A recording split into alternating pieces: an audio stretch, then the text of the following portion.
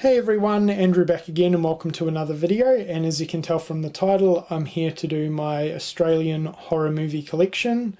I promised Dave Maggot a while ago that I would do this, so sorry for the delay, but here it is. So Dave, this video is for you and of course for everyone else watching too. And before I get into it, if you're not subscribed to Dave's channel, the link will be left in the description box below. Please check him out. He's a really talented filmmaker and a great part of this horror community. So Dave especially, I hope you enjoy this video. We were talking about Ozploitation and Aussie horror movies in general a couple of weeks ago. You really know your stuff. I was impressed. So this video's for you, buddy. Anyway, that's pretty much it. Here in front of you I have a Charlie's Farm statue and a Wolf Creek stubby holder, just for a bit of Aussie horror aesthetics. But anyway, with that being said, let's get into the collection. I have a lot of titles, so I'm not going to spend too much time talking about each one, so let's get into it. So first up we have Turkey Shoot, which is an awesome Ozploitation movie. Next up we have a double feature of Kadaitcha and Innocent Prey. Innocent Prey isn't very good, it stars PJ Soles. Kadaitcha is really good. It's one of my favourite 80s Australian horror films, and it's got an Aboriginal storyline to it as well. It's really cool. Next up is Red Christmas, which I'm not a big fan of. This one I haven't seen yet, but it stars John Jarratt from Wolf Creek, and that's Savage's Crossing. I haven't really heard much about this film, so if you've seen it, let me know what you think of it. The next one I'm not a big fan of. It's a little bit slow and boring for my liking. Next of Kin. It is considered a bit of a Aussie horror classic though. This one is a really underrated crocodile creature feature, Blackwater, one that I don't really hear too many people talk about, but it is really good. The next one we have here is Dying Breed. It's a little bit middle of the road for me. It's not terrible, but I don't think it's really anything special either. It's sort of like a kind of cannibal type movie.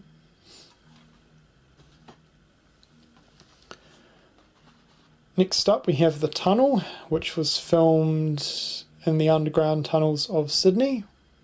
It's a found footage.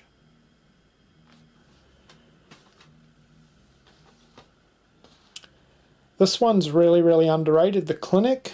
I don't really think I've heard anyone else ever mention this film.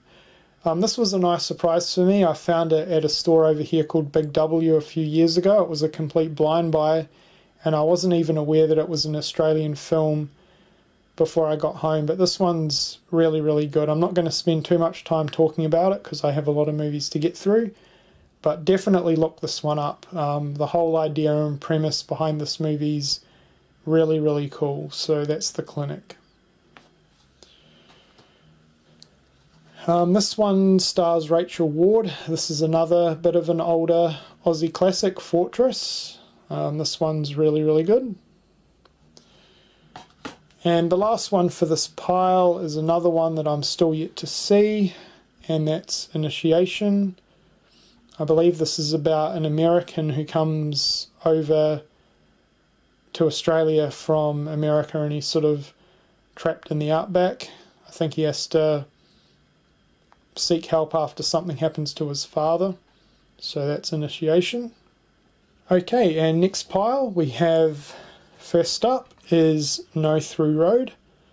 This is another one that I haven't seen, and I don't really know too much about it. Looks pretty low budget, but if anyone's seen it, let me know what you think of it. This is a fairly recent one, filmed down in Victoria I believe, Lost Gully Road.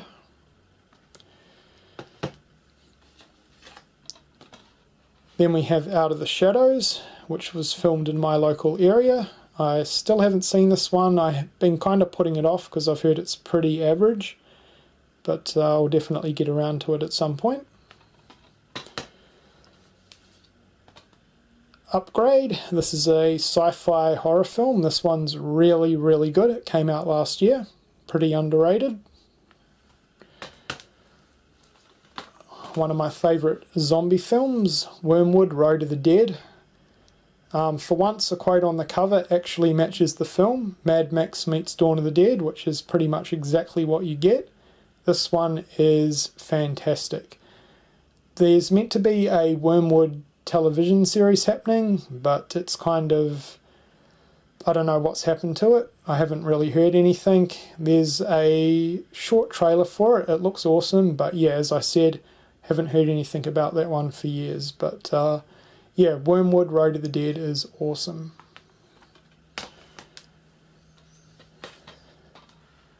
Next up we have Slaughtered. This is a very, very average slasher film set in a pub. The setting's cool, but the movie is, yeah, pretty average, unfortunately.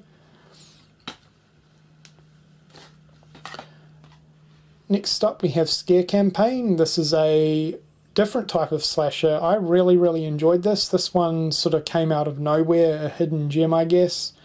It's been out for a few years now, and it's sort of all set around like a reality prank TV type show. Really, really good. I definitely recommend checking it out.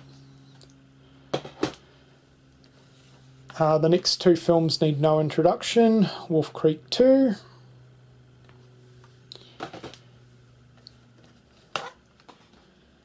And Wolf Creek.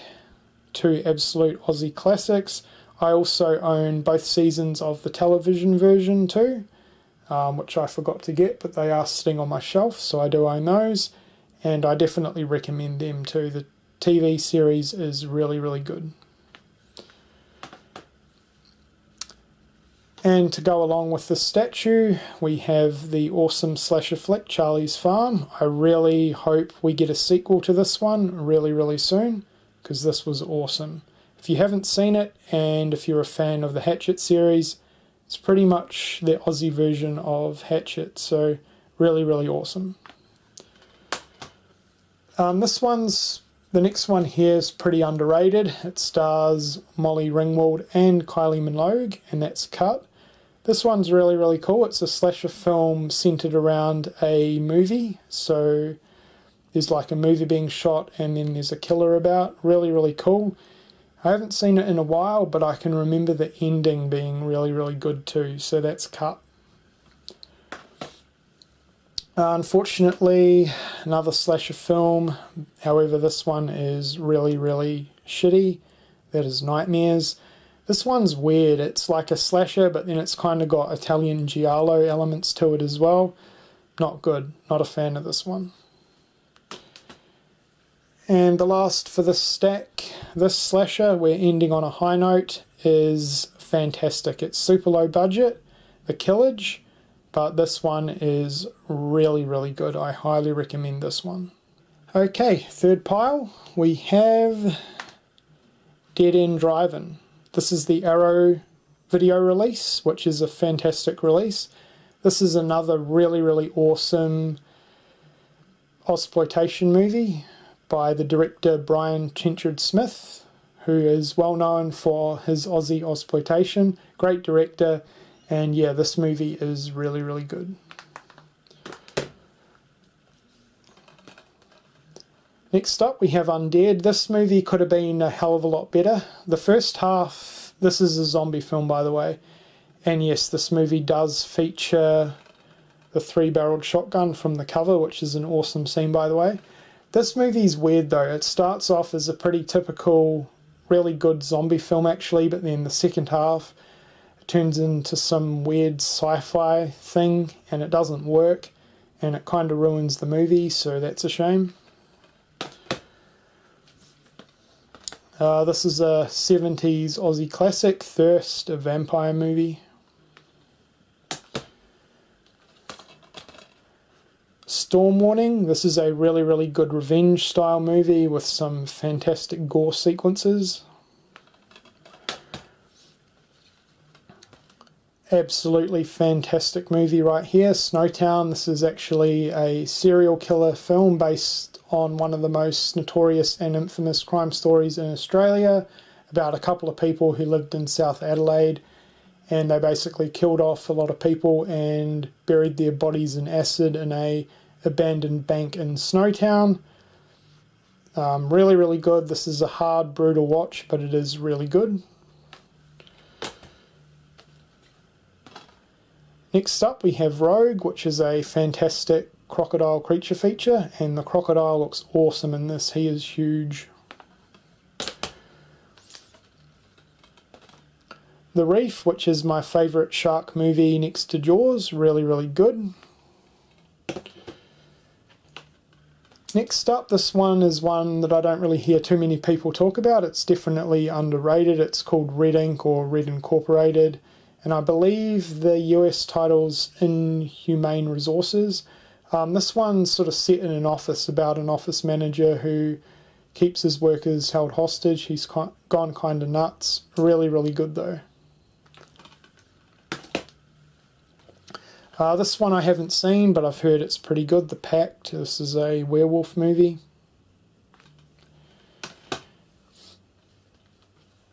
One of my favourites, The Loved Ones. This movie is phenomenal. I'm sure most of you have seen this already. If not, highly, highly recommend it. It is absolutely fantastic. This is quite possibly my favourite Australian horror movie. This movie is fucking amazing, and I cannot recommend this one enough. Hounds of Love. If you've never seen this one gets my highest recommendation. Like Snowtown, this is actually based off a real-life crime case over here in Australia. There was a couple in the 80s who lived in Perth, I believe, and they'd kidnap, rape, and murder young women. So this movie is based on that. Some of the most realistic character portrayals and acting I have ever seen in a horror movie. It was just absolutely brilliant. So that's Hounds of Love.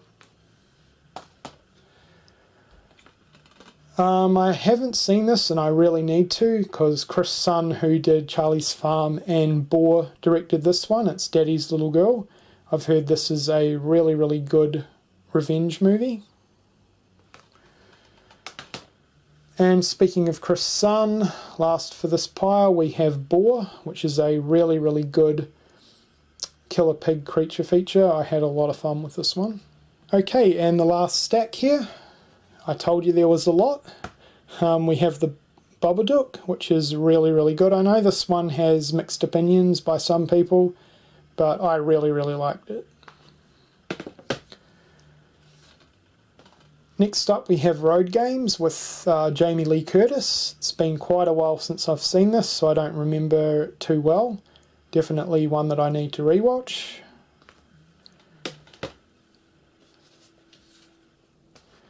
Next up we have Razorback, which is another killer pig creature feature. This one's from the 80s. Not one of my absolute favourites. I do find it a little bit slow going, but it's not too bad. And this release from Umbrella is awesome.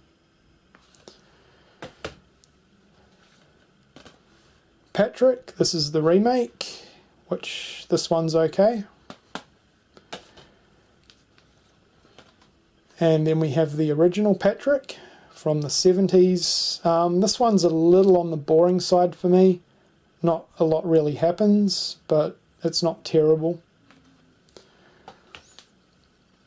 This is a really, really good one, Long Weekend, another 70s one about sort of nature gone bad.